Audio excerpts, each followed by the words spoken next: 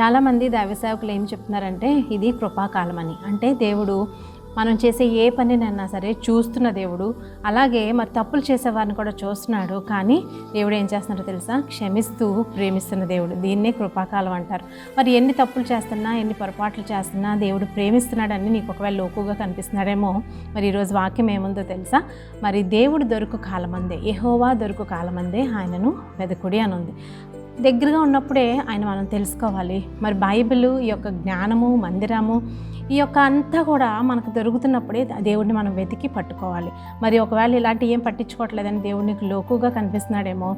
జాగ్రత్త, వచ్చే రోజుల్లో చాలా చాలా టఫ్ సిచ్యువేషన్స్ మనం ఎదుర్కోవాల్సిన పరిస్థితి వస్తుంది. ఎందుకంటే మరి బైబిల్ దొరకదు, ఒక్కోసారి వాక్యం ఉండదు, మందిరానికి వెళ్ళలేని సిచ్యువేషన్స్ కూడా వస్తుంటాయి. కాబట్టి దేవుడు దొరికినప్పుడే ఆయన వెతకండి. మరి నీ యొక్క సమస్యలు చెప్పుకొని ఆయన ప్రేమను, అభిమానాన్ని పొందుకో. అలాంటి ఆశీర్వాదాలు దేవుడికి అనుగ్రహించును గాక.